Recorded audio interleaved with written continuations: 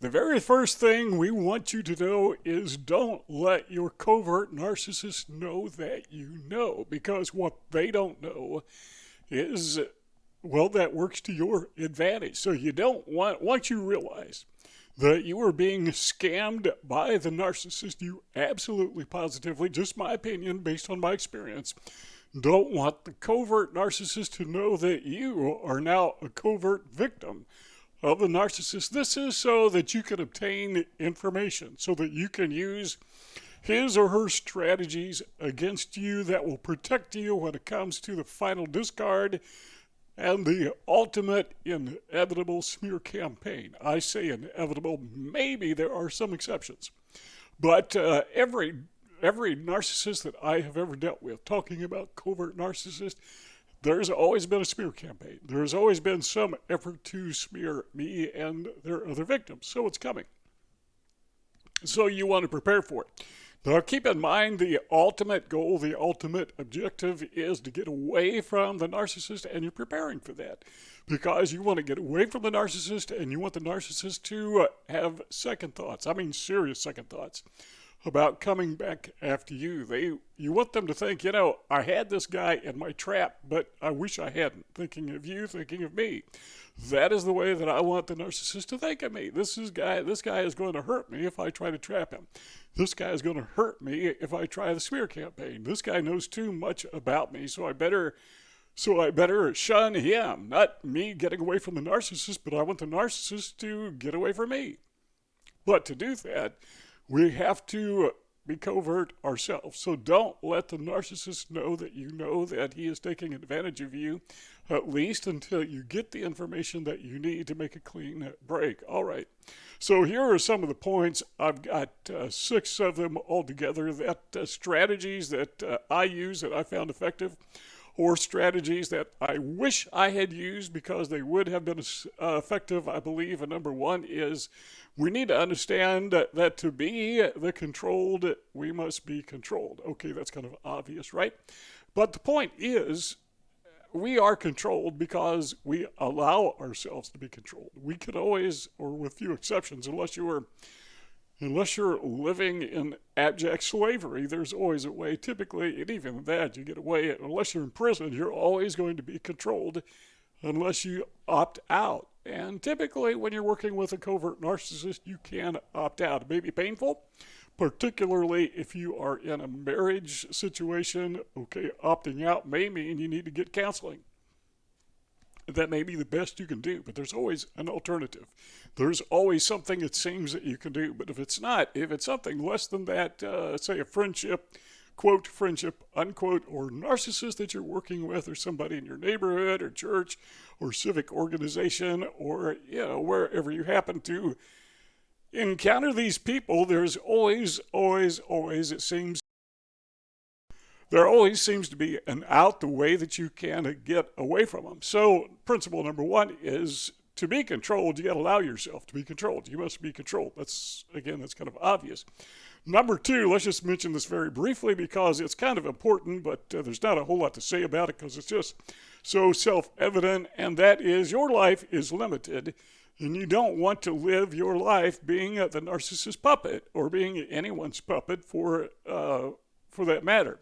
Now, that doesn't mean that we don't live under authority. Sometimes we have civic authority. Sometimes we have authority at the workplace. Sometimes in the family structure we have authority. But I'm talking about abuse of authority from a narcissist, and that's what covert narcissists do. They establish themselves as being an unjustified, illicit authority in your life, in their lives. They are the authority, and you are the one who is to obey them. They are the law enforcement, and you are subjected to them. Sounds like slavery to me. Well, I guess it is. It's mind control, slavery in that sense.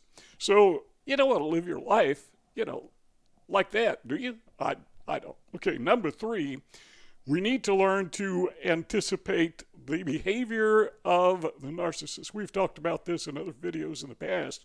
But it's so important that if you want to trap a critter, you need to know the behavior patterns of the critter. If you want to trap a mouse, you need to know that, mice like cheese. They like peanut butter. You want to trap a chipmunk, which I need to do, by the way. Chipmunks like sunflower seeds, so you put out some sunflower seeds. If you want to catch a whatever, maybe you put out marshmallows. Some critters like marshmallows. Put them in a trap and you trap them. So you need to understand what their behavior is, and you need to understand what a narcissist does so that you can not necessarily trap him in a sense, but you want to trap what he says. You want evidence that this guy is the bad guy. And at first, you don't even know it. But it becomes very clear, and you don't want the narcissist to know, as we said at the very beginning. You don't want the narcissist to know that you know, because now you are doing what he is doing to you.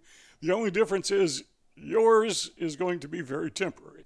Yours has an end objective, and that is not to boost your ego, but it's to get away from the narcissist and then be safe once you get away from him or her. To get away from him and posture yourself so that the narcissist knows it's better to stay away from you. No smear campaign with Ken, because if the narcissist should be thinking, if I launch a smear campaign against Ken, it's going to hurt me a lot worse than it hurts him.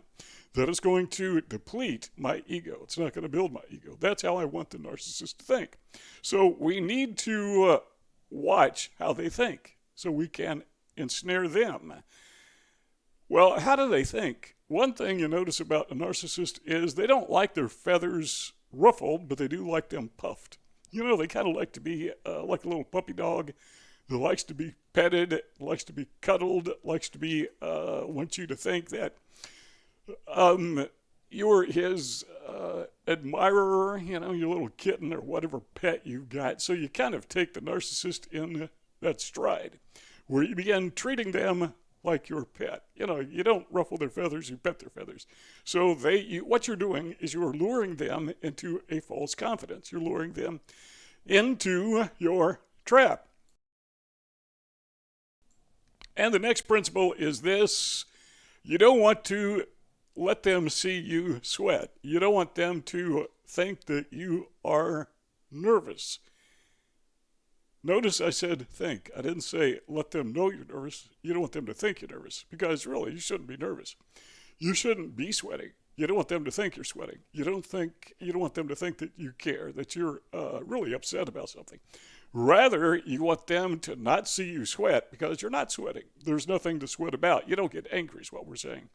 You don't get stressed out. You don't become anxious. You don't obviously seek retribution against the narcissist. That's all going to be done on a very passive level. And again, it's not to hurt the narcissist, it's to protect yourself. It's to defend yourself. It's to make the narcissist think, I don't like it like a dog. You want the dog to think, let's don't bite this guy, because, you'll hurt us. So you want the narcissist not to bite you. You want the narcissist, think of the narcissist as a mad dog. You just want him to go away. And you want to get away from him. So what we need to do is understand how the narcissist thinks, and we want him to understand that you're really not sweating. You're not playing the game, or maybe he thinks rather you are playing the game. That he is in control of you, and you don't even know it. Well, you do know it, you're just not letting him know that you know it. So what you do is you just maintain that level head, and you evaluate what is going on. And you take action based upon the evaluation. And the action should never be overt retaliation. Again, the action is to get away, to get free from the narcissist.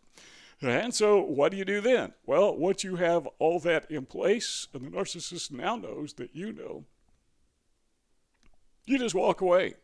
You get away from the narcissist. And now the covert narcissist understands that if he launches or she launches a smear campaign against you, if he or she presents this story, this narrative that you were the villain, you were the bad guy, and the narcissist was your victim, and he is set out to defeat you as the great hero, you're not going to do that, because he knows that you got the goods on him. She knows that you've got the goods on him. And that's not to say you use them.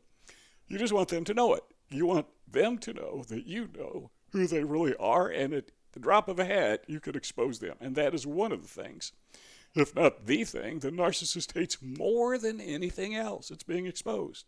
As we like to say, the one thing that narcissists hate more than anything is they hate the truth, because not only do these people lie, but their life is a lie. 2 rectangles on the screen if you want to keep talking. We can keep hanging out. All you got to do is click on one of those two rectangles, and we can go on for hours. Click on one of the two rectangles, and the conversation continues. If not, well, thanks for stopping by, and see you all next time.